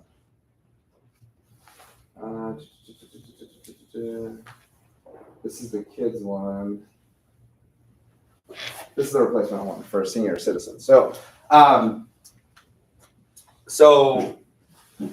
you paid $300,000 for your home. Your assessed value today is $420 because remember you're increasing 2% per year, and you pay 1% on taxes, so you pay $4,200 per year. But you can sell your home for $1.5 million. Okay, your replacement budget home is you buy a $1 million house. The potential tax on the $1 million house, 1% would be $10,000. But because you bought for less than what you sold, you get to carry over the $4,200 tax base. So even though you now own a $1 million home, you're only paying taxes on this because of this Prop 19. So it did add a benefit for some of our populations, but for other of our populations, it's really a detriment. Ready? A year later, can you transfer that to a child for the same $4,200 tax rate? Yes, you can. And I'm more than happy to talk about that and specific situations individually with folks. There's a lot of really cool ways to maneuver these things. And like I said, I'm more than happy to talk about those individually on specific case-by-case situations. I don't want to generalize because I don't want to get myself caught out there. There are different situations, but for the most part, you can. All right. Any questions on Prop 19? No? Okay. I'm trying to go quickly here. I know limited on time. So this is the homeowner's exemption, which I briefly mentioned. I wanted to really talk about, do we have any veterans in the room? Thank you for serving. We appreciate you. The disabled veterans exemption is for all of our veterans who are 100% disabled and rated by that way by the VA. And so what it offers is, if I'm not mistaken, it's also a very small reduction. I think it takes off $180,000 from your tax base, if I'm not mistaken. So ultimately that results in about an $1,800 tax saving. We're advocating at the state currently to make it 100% waiver. So, but there is an opportunity there. One of the points that we're really proud of there is in the last 4 years, we went from 4,000 qualified veterans to over 19,000 qualified veterans. We have returned back to the veteran community over $31 million in tax savings. So that is a real big victory for us there. And then I'm just gonna kind of keep going here. The other really cool piece on this is if you are a spouse of a disabled veteran, and your spouse passes away, we will honor that savings and keep you on that same lower tax base. So that is a really good opportunity. Yes, sir. Also, the tax exempt can be carried onto the spouse. Yes. Or the children, like you said before. Yes, absolutely. Absolutely. So the other really cool thing is prior to I want to say 2024, what the office was doing was if you didn't qualify, we would say, hey, sorry, you're not qualified. We'd send you like a denial letter and then we just kind of keep it going. The County of San Diego now has a military and veterans resource officer who has a wealth of resources. And so when we identify that somebody is not qualified for a disabled veterans exemption, we simply connect you with the Veterans Affairs officer, and they are able to make sure that you are getting the follow through to potentially qualify you for this. So since we started doing this, we've been able to qualify 12 veterans, and those, we like to say that those are the 12 veterans that we are most proud of because we went the extra mile for them and we qualify them for this tax savings. So for those of you that are homeowners, I don't want to scare you, but there are people out there who want to steal your title from you. So we talked about the grantees; those are very important. In partnership with the San Diego County District Attorney's Office, we created this program. It's called Owner Alert. This program in particular allows you to register up to 10 assessor parcel numbers. Those are your APNs. Those are the numbers that really get you. That's your property identifying number. That's how we know what property we're talking about. You register up to 10 parcel numbers per email address. If some of you have 10 properties, some of you may, and so the really cool thing is whenever anything gets recorded against your property or your name or any likeness, you automatically get an email similarly to credit card protection. If somebody creates fraud on your credit card, you get one of those texts, did you make this purchase? In this instance, it would say, hey, did you record a document? And then likely you would say, no, I didn't, or yes, I did. And then if you did, great. If you didn't, then you have an opportunity to contact the assessor's office. We immediately stop the recording. And then from there, we would contact the district attorney's office that there's been fraudulent activity. And then we would then try to recover your property as quickly as possible. Okay. This is the QR code to register for that. Some of you may be interested in that. It's a really, really great program. I highly encourage you to do it. It takes less than 5 minutes to do it. If you have any questions, I'm more than happy to assist. Yes. How often does that kind of happen? I got to tell you, it doesn't happen very often, but if it does happen, it's going to be a real pain in your neck. It's going to cloud your title. So if you want to refinance, if you want to sell your property, if you want to pass it down to the next generation, you want to do really anything that has to do with money regarding your property, you're not going to be able to do it probably for the next 10 years. So this is kind of one of those things where you'd rather have it and not need it than need it and not have it. And like I said, it takes 5 minutes. It's not a big deal. It's free service. And there's a notification for you to get. It's like almost like instantaneous. So we would record something and then it would trigger a search in the system. And then if it doesn't find it, if it finds that your APN is registered, then it'll trigger an email. So it's like a instantaneous workflow. Yeah. So it would actually happen when we index the property. So that's actually something that we're really proud of. If you walk into our office and record a document by 3 p.m., we will index it on the same day, meaning that it will be recorded publicly available on that same day. And so let's say somebody records something at 3 p.m., it would be indexed before 5 p.m. And before 5 p.m., you would have received an alert saying, hey, there's been a document recorded against your title. and there's still time to do something about it. Right, there is definitely a lot of time to do something about that. Because the worst thing that you want to do is have somebody record something against your property 2 years ago. Because I don't know about you guys, I'm not consistently checking my title to make sure it's still in my name. Right, it's just not something people do. And so then, let's say one day me and my wife say, oh, you know what, we're gonna go get a HELOC on our property. And then the bank's like, your property? That's in somebody else's name 2 years ago.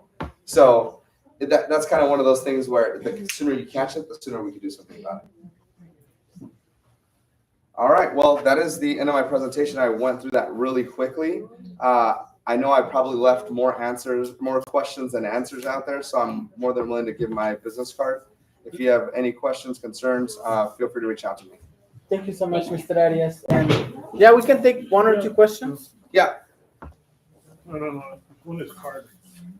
Okay. I have one question. Yeah. I call you. I'm here as a representative of the County of San Diego today, so no, none of that. Well, then, stranger.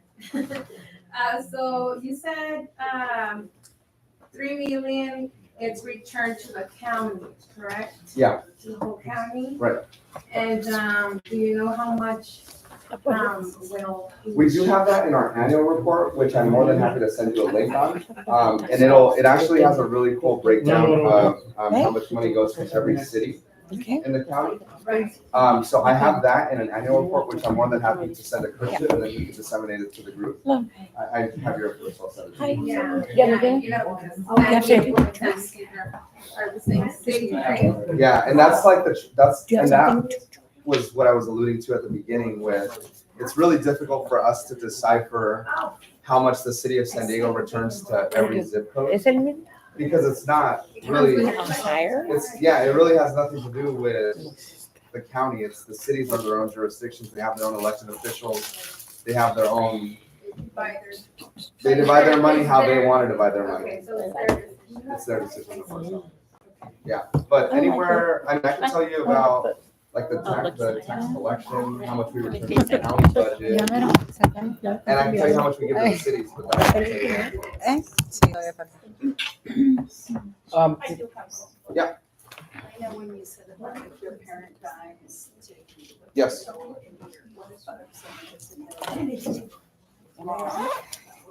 It's terrible.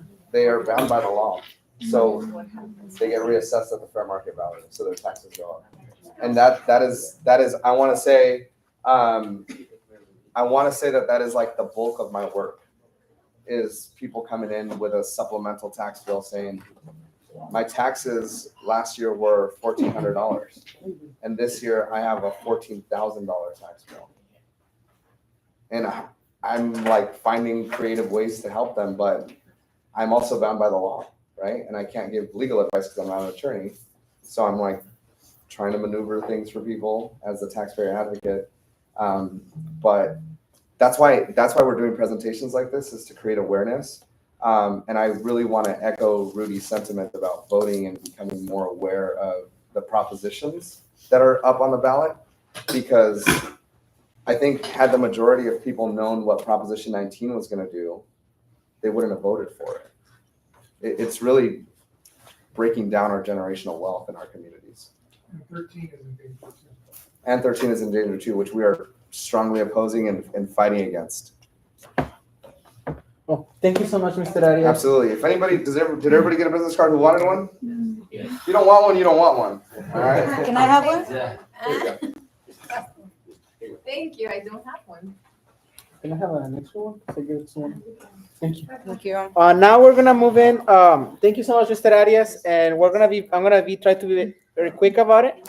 But I went to the chair to the city planning groups committee with all the planning groups, and basically what they want to start creating is, first they want to create a website, or they want to standardize having websites for the planning groups. They use the example of Normal Heights as the standard one, so people can know when the meetings are, and other people want to add, like, if there's events in the community. I know Casa Familiar sometimes has their events as a way to promote the engagement.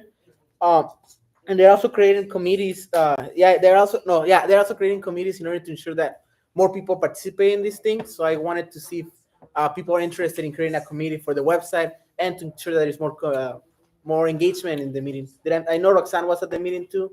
Do you think I missed anything? No, they were just kind of giving us ideas on how to make it more so that more people show up. So we have like a website. It's not just through the county. We have our own website. So I thought it was a great idea. I mean, why not? Yeah, it should be because myself, when I came here, I didn't even know about this. So it should be a good idea. Giving us money. I was gonna say, it's like guarantee more traffic because, I know you put it up in our local social media, and that usually works really well. So, because it guarantee more traffic if you dedicate that time to just creating it on the website, or just keep promoting it and it's existing. To answer, someone else asked if you have money for that. We have a $500 stipend that we get every year. And from my understanding, we haven't spent it. So I'm not saying that we should spend on that, but I'm just saying there is money for things like that to increase the engagement. And if we don't use it, it kind of goes to like waste. So you just have that in mind. If you have any other ideas of where to spend that $500, maybe bring it up right now or the next meeting. And to the other question, I don't know if it brings engagement, but a lot of people were saying it brings benefits to have like everything in a consolidated page, especially when it's not in Facebook and people are like fighting each other and like la la la. So yeah, any other comments or things? Maybe possibly like if everybody knows somebody. So if anybody knows someone that knows how to do websites, or they might be able to, we might not have to pay the whole amount. I mean, just a suggestion. So do we want to start a committee to engage to see how we can engage more people in the creation of the website? That doesn't mean that we'll be creating a website, but rather we will assess whether having a website is good in the first place. Is that something that we're interested in, or is that something that we don't want to be doing? Or at least something so that the whole community is aware of what's going on. Or can I make a comment too? I know we printed out agendas, we went to local businesses. I mean, at least for myself, I was trying to be proactive and invite way more people. We did post it everywhere, even at Nextdoor, Facebook groups, with anybody that we could. But just taking the time to go out and, shake a hand, give a flyer. I mean, I don't know where everybody came from, but I think it was a great, we had a lot of people today. So, and then making it a more welcoming environment, maybe bringing some food, just to make it more homey. We're here anyways. We might as well, I believe there's a page, I'm not sure what it's called, because I'm not too much into but there's like a San Ysidro. What's up? Something like that, where Yes, all the San Ysidro all are the in this old page. people meet and stuff like that. Maybe there would be something like that, and we'll be passing on. Sí. A mí me gustaría, sí es buena idea, porque la comunidad no se entera y una red social está al alcance de todos. O sea, el que diga que no tiene un teléfono en la mano, que no tiene tiempo, pues, ¿verdad? Entonces, y más si se hace en vivo. Hoy tenemos un documentarista, Alfredo, viene de Documentary San Diego y va a postear esto en vivo para que estas juntas son públicas y se debe hacer más público y expandir, hacer propaganda de que existen, porque en mi comunidad, yo vivo en Villanueva, la gente habla español, no se entera qué pasa, ¿sabes? O sea, creo que sí privan mucha información en San Isidro. Right. I mean, La Mirada is so close to here, and I don't see nobody from there. We got to keep inviting them. We can't give up on them. That's my area. Olga? Anybody else has anything to say? Other ideas? Anything else? I know we were talking about it, but just kind of, I know on the project, the Semilla, I know I went to it. I was really interested in it, and I would maybe if we could have a presentation on on what's happening next. From what I understand, it was supposed to be finished by the summer, and I don't see much going on that project. So maybe I don't know what's going on there, but maybe if we could possibly add that. Yeah. So, I guess the action items we want to establish a committee for outreach, including the website and ways to make it more engaging with the community. Is that something that I guess this is a vote, since we already discussed it. I've never done a vote, so Rudy, could you educate me a little more, like the vote, how does it work? Someone has to make a motion first. A motion. Un comentario. Quería saber qué ha pasado con los departamentos de casa familiar. los del Zippers y los que están acá en la Bella. El año pasado asistí a las juntas y también prometieron. Y otras compañeras que van a la junta me estaban diciendo que están aceptando aplicación, que nada más las que tienen código 92 y 93. Y que yo sepa, las housing están abiertas para todo el condado de San Diego. Sí, los que tienen el proyecto que tienes con Mariana. Sí, ese proyecto son dos cosas muy diferentes. Una cosa es el grupo de Land Trust de Avanzando, que es un grupo abierto a todo residente del 92173. No es para todo el condado de San Diego, solo es no para el No, lo voy a 92. explicar. ¿Puedo hacer un comentario? Sí. Creo que no todo el mundo en esta mesa de los board members habla español. Sí, hay traductora, por eso Pero pedimos ella no está traductora. recibiendo, ella no habla español. No, pues le hace pedir un traductor. Okay, in English para and then que they'll te- translate. Ok, pero tenemos traductores allá atrás. Can I just, not an agenda item. Is tonight, but I can explain. So through the chair, I think we should finish this and then. Yeah. We can discuss this in the future, but I make a motion to make an engagement committee, including the web with to test if we're gonna have a website. Does anybody second? I second. Okay, and those of you that say yes, You have to, who's on it? and then we will ask like anybody that wants to be in the committee can be in the I'd love committee. to. Correct? Is that legal, Mr. Lopez? I think the correct way would be to nominate, in the same motion, nominate who's gonna be on it. I'm the chair. Yeah. Well, I nominate myself. Is anybody else? I mean, so because it's a subcommittee or a committee of it is open to the public, anybody can attend. So you would have to at least appoint 3 members. So in your motion, mention at least 3 members. And then the person that seconded has to agree to the amendment. Is there anybody that will be interested in being part of this committee? 1, 2, 3. Anybody from the public too? Parecito, ¿no? Sí, para que se haga público, ¿no? Mira. José Luis, can Giancarlo? Yeah. Mr. Lopez Jr. No, Mr. Giancarlo. Okay, so 1, There's 2, 4. 3. Anybody else? 1. I mean 5 with you. Ernesto too? Okay. So I guess I make the motion to start a committee for engagement with the community, including the website, and I nominate myself. I nominate Ms. Palestino. I nominate Ms. Espinosa, Ms. Perez, Mr. Lopez, Mr. Perez, and Mr. Castañeda. Is that the right procedure? Anybody seconds? So those that say yes. Aye. Any no's? Any abstains? Okay. Well, thank you. And just to confirm, we're gonna have another meeting, and I'm gonna post the agenda, and it should be open to the public. Correct, Mr. Lopez? Yes. Yes. So if I don't have your email, could you send me your email? And any other comments with regards to that? No, we move to the next item. Sorry, can I see your thing? And now, communications and announce. So, is there anybody else here that want to share something about what they're doing? I know this is a time like updates from the rest of the planning group. So, any updates from y'all? I want to share, I have a couple of flyers here for everybody. CASA, now leaving EPA, but it's extended its air quality program that went from like outdoor air quality, and now there are air filters available for any resident that lives in San Isidro. The only requirement is that you live in the area code 92173, and you can contact this email or call the phone number, and they have air filters for your home, air monitors, and more information about it. There's another program I think that CARP has, but that's for a bigger area. This is very specific for San Isidro, so there are many, I think there's like 1,000 air filters. So spread the word and share with the community. If the only requirement is I live in this zip code. This is through CASA? Yes. Okay, because I know I've signed up. There's for a couple. one. Yeah, there's a couple.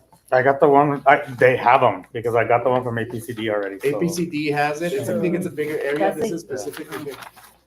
Yo tengo este purificador y deben de saber que gasta demasiada luz, no tiene señal en internet. Y me lo dieron en la ciudad de San Diego, Air Pollution, creo que es el esposo de Elisa Cuestas, David Flores, el que trae ese programa con justicia ambiental. Y pues tengan cuidado porque tienes que tener panel solar. Si tú tienes casa propia te va a llegar el bill de $300 a $500. Es algo que nos explicaron y vienen letras chiquititas abajo y se tiene que saber. No hay señal. También hay una lista de advertencias. ¿El cuando air lo tienes. filter o el air monitor? El filtro, Sí. Bueno, pero esta es una versión vieja porque sacaste una nueva este año. El De eso último no estoy seguro, noviembre me tocó. Sí, pero estoy cuando segura. hablen pueden preguntar. Nomás tengan, es algo que yo les dije en el comentario cuando vino David Flores y les dije, no se los des a personas de bajos recursos que pagan una renta porque su bill va a subir. Esto es para personas que tienen paneles solares porque se conecta la electricidad. O sea, porque mi amiga se enojó porque pagó $300 de más. Es para translate. Ahí hay traductores y siempre va a haber. That's same one? I haven't turned mine on. That same one? That same one? I have this one. This is the one they gave me. I have 24/7. Indeed. Low income people, so you need to be aware of that. If you get one of the filters, because it doesn't have any light or any registration, so you will get billed a lot. Right. Just So for I will look comment, into, I will look into that, but I've never heard that before. I have it and I run it 24/7 and I checked my electricity and it hasn't really affected it. Yeah. Puedo traer a la persona que le afectó también. Las personas que le han afectado los puedo traer. I can bring the people that they've been affected and, so Can I say they tell something? you how much they pay. Y en lo personal, a mí sí se me va la señal. Cuando tengo... Y en el papel que me dieron dicen unas instrucciones en chicas pequeñas letras que te puede hacer daño, que gaste más electricidad porque está conectado y que no tiene señal. Okay. Yes. Yeah, Mr. Acevedo. Quería decir que si usted tiene problemas con pagar su cuenta, if you have, you can apply for, if you have low income, y le dan descuento el departamento de electricidad. Pues no, a mí no. Sí. Yo a mí fue la señal, a mi amiga que tiene renta, ella sí tuvo problemas con su rentera, que le subió el bill porque el bill que ella tiene va separado de su renta. Entonces sí se enojó mucho, quería que le pagaran el bill. We can discuss this later, but thank you so much, Marcia, for the information. Anybody else has any updates from the planning group? Do you have a suggestion of when we could do these meetings? Please no Thursdays or Tuesdays. Hopefully for the other subcommittees, because we go to a lot of different meetings and I know usually Tuesdays, Thursdays. Just to, I don't know. I think for the people that signed up for the committee, we can make an email chain and just kind of figure out when we'll have it and we'll share with the group. Anybody else? Last call? Oh, yes.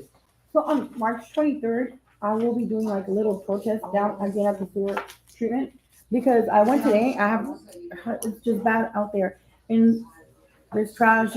I could smell the smell. Last week was really bad, and so I'm gonna do something if anybody wants to join us. March 23rd. It's a Sunday. Oh, it's on a Sunday. Mm-hmm. And what time? Because nobody goes in the evening and it gets dark and you don't want to be out there. It's really cold.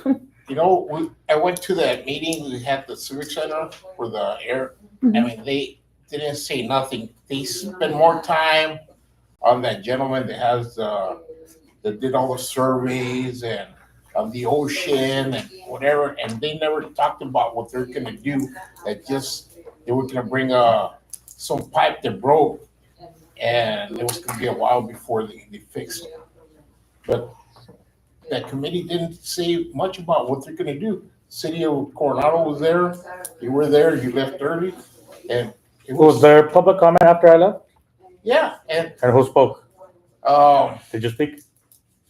I Did you can't- speak? they So, didn't let me speak oh, because that meeting should have public, yeah, I because can't they remember. said- They said they ran out of time, and I said, come on. So we sat all here, you spend like an hour with that, the guy that's doing all that oceanography and stuff like that. Instead of the people talking, but it didn't do much. Thank you. Now we're gonna move to the next thing, which is elected officials and public servants updates. So, Mr. Lacarra, is there any? This is your time. Yes, I'll be quick because I know time's running short. So Carlos Lacarra, San Diego Police Department. I haven't been here in a little bit, just the timing's been off for coming to the meeting. But, so in regards to this, San Diego Police Department, there are some challenging times. I know I heard some concerns about crime and everything. In San Ysidro, we're well aware of the concerns. We're trying to do our best to do our part with the limited resources that we have at the time. The budget, they're wanting to cut back on some of the budget for all the departments in the city. That includes the police department. So it is going to affect us. It definitely has affected us in regards to overtime. So we're trying to fill different positions and getting officers out in the field through overtime, but that's been cut because we had an overage in overtime last year. But, we're still trying to do the best we can. Also, throughout my whole career, which is 30 years now, it's always heard of, we do more with less, which is normally the case. And we've always heard the numbers of that. We're always down like 200 or 300 officers. Sometimes it varies a little bit more.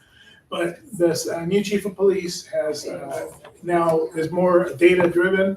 And they've done a study, and what they determined was that the city of San Diego Police Department is down approximately 1,000 officers. Okay, and that's taking into consideration that the need to have officers available approximately 40% of the time to do proactive work and then also community reach out. So, so we definitely, have some more challenging times ahead for us. This next year and a half or so, 2 years, will be challenging in regards to, there's going to be a lot of retirements. A lot of senior officers are retiring. So, that's where we're up against. But know that we're out there, we're trying to do our best, and we'll always continue to serve the city of San Diego. Other than that, that's really all I have. I know in the interest of time, I'm not going to take up more time. If there's any questions or concerns. Got a question. That's A couple of people brought this to my attention, that right here on Park, where right in front of the school, the Carmelo School, it's all red, right? So a lot of people that have their kids there park there to pick them up, but then they're obstructing traffic there, and they made the runabout so you can't go through there because cars are parked there. And I don't know if there's any way that you can speak to the school and tell them, hey, at least be courteous, leave room for traffic to go by. That is a topic. I've been here at Southern Division for 23 years, and it's been an issue ever since especially now more because people are taking their kids in their vehicles now. But we are currently trying to figure out other alternatives to that. I've made several suggestions. They're kind of hesitant on changing things up. We've tried issuing citations. It's good for a little bit of time, then it happens again. So, but we are in discussions. Because the person that's told me this, right, says, hey, I was trying to go through the roundabout and they wouldn't let me through. I say, can you move? And they start getting smart. Say, so you're going to have some kind of altercation there, and then who's going to be at fault? I'll just touch on it, but we can talk about it after. Okay. But the Border to Bayshore Bikeway team was in communication directly with Our Lady of Monte Carmelo School. Okay. Now they weren't able to come up with any good solutions. So now Our Lady of Monte Carmelo wants to meet with our office, and that's where they're at in the process. But we can talk about the details after. Tell them no.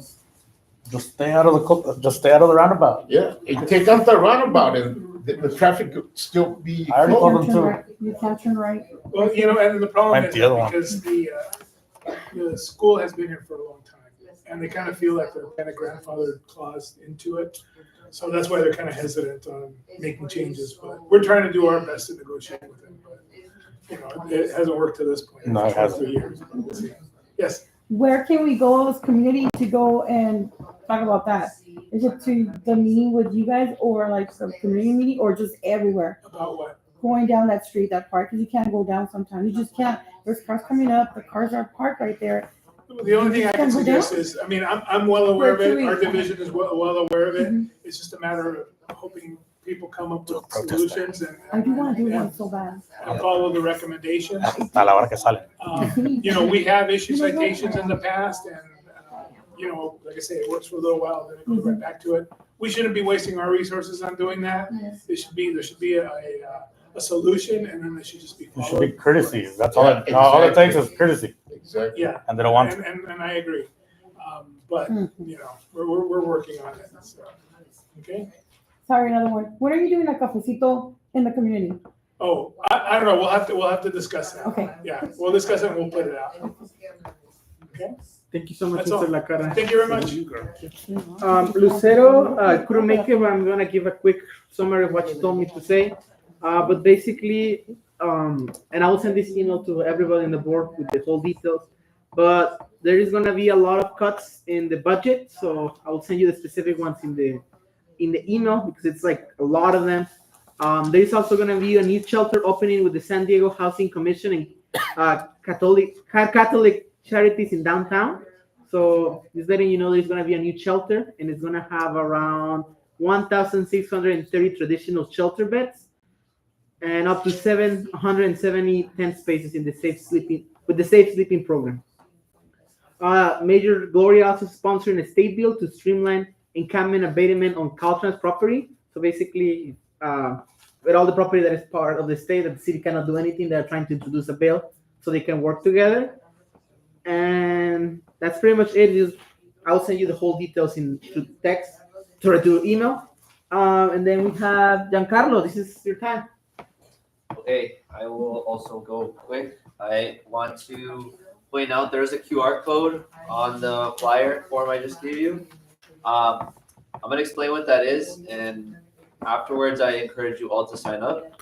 This is gonna be a crash course from the Independent Budget Analyst Office that's gonna go over the budget process that the city has and how it works.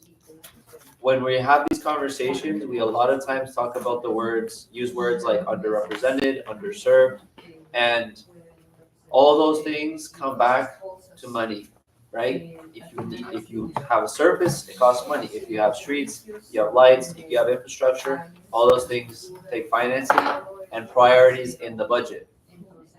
So, in my belief, it is a fundamental and important need for our people to be educated on how to work the budget process. This is going to be open to not just the general, but also to city staff, right?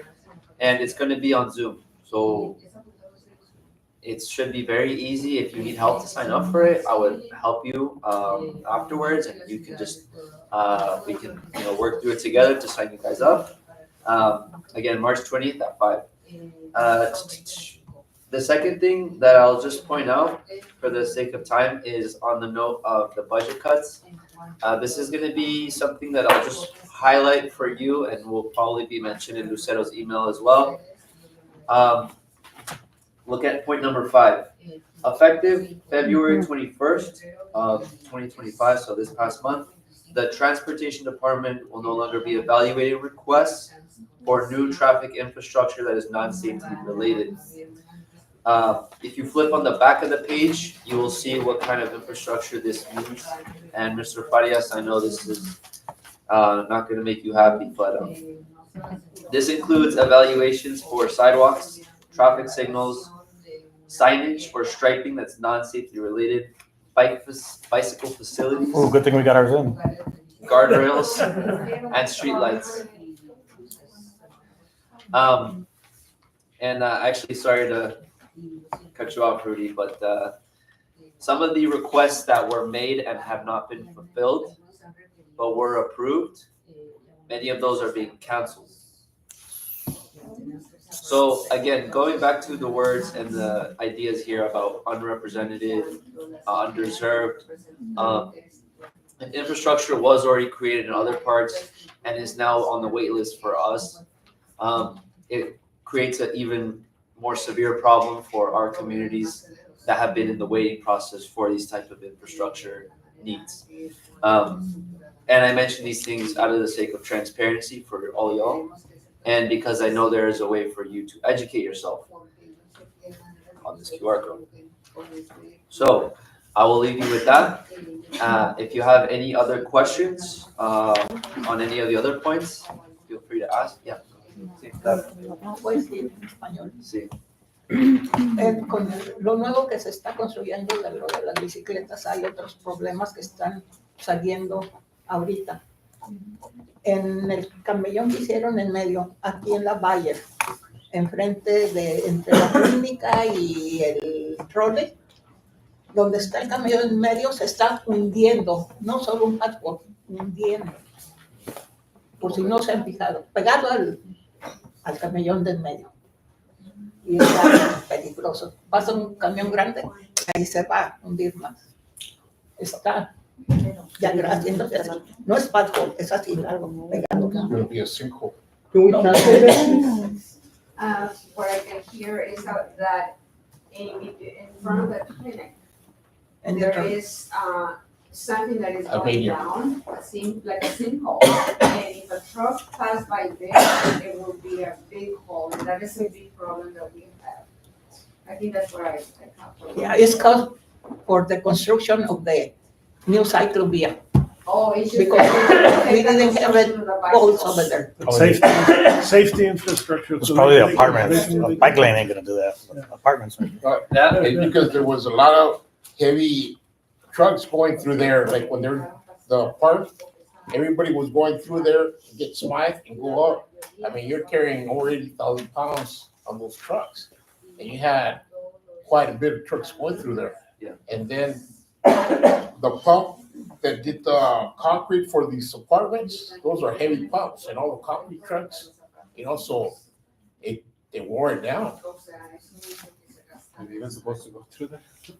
Well, it's because the road wasn't made for that, put it that way. And they open in the middle of the street, and where this thing is making big and big, just next to the, ¿cómo se llama? El camellón del medio. The medium. The medium. Exactly. It's because sometimes when they open, they don't compact it properly because they don't want to spend more money to do it right. And so it starts caving in. I just want to add a related point. So the bike lanes, that is a project that is being financed through the Border to Bayshore Bikeway. So if there is infrastructure needs related to that, then they may be able to accommodate it for it. I also want to mention that just because that this is happening doesn't mean that you should not notify us if there's infrastructure needs, because sometimes infrastructure isn't on city property and is on, for example, MTS property, county property, private property. And so if you see it and you think that there's an infrastructure need there, it doesn't necessarily mean that it belongs to the city. So I would still recommend you be vocal about those things. One last thing, and then we're gonna. I was gonna say that, so we can't complain anymore, but we could still continue, and then it'll go to whoever. Kind of? If it's not city related, then yes. Okay, and then I wanna say thank you, because I saw that they cleaned the smart hill from one side, they cut all the plants. Oh, yeah. And that was like something I've been like talking about, I don't know who did it, but I think it's through you guys, right? And they get it done up. Because I saw, I'm like, yes, the leaves are going. Now we're gonna move to Ernesto. Is there any updates? I haven't seen you in a while. Is there any updates on the county? Thank you. And Steve Padilla is gonna start coming to the meeting. So no, Steve Padilla, sorry, the office. No, I can promise that, but maybe. Well, can I see the school? Okay. Good. Well, I'm not representing, but I can. Just to invite you all to all of our San Ysidro school district meetings. As you know, it's once a month as well. Tomorrow is our school district. I'm the new board member, by the way, Kira Peraza. Nice meeting you all. You have seen me now, like for a lot of months, I guess. So, and tomorrow is our next meeting in Willow, 6 p.m., open to the public. So I hope I can see you in any other month that you guys can. It's very important for our students, and we're here to support them. Thank you. Thank you. So Liliana Barba was had to leave because of the other planning group, but she just said David Alvarez introducing an Assembly Bill 35A, which will the Assembly Committee will allow law enforcement to examine devices belonging to deceased victims in order to investigate their death. AB 358 will also allow law enforcement to examine devices used by stalkers and criminals to spy on others. Valerie, the office of Juan Vargas is also going to start coming. They were just unable to make it this time. Now going back to the chairman, thank you so much. This is my first meeting. If there's any feedback or anything, I'm open ears. So I really want to be, I want to be useful. So if you have anything to let me know, please let me know. Board members, subcommittee reports. I already gave you the updates with the rest of the planner, the city planners group. And Mr. Ripa, is there any updates on the Ota y Mesa planning group? You know what, I apologize, I was not able to attend. I will this coming, but I looked at the agenda and it didn't seem like there was anything that would affect it. Yeah. Well, thank you so much. This was a long meeting, but we're gonna end at 7:25. Meeting is adjourned. Thank you so much. Thank you. Thank you. Muy bien. We got a full house, Cristian.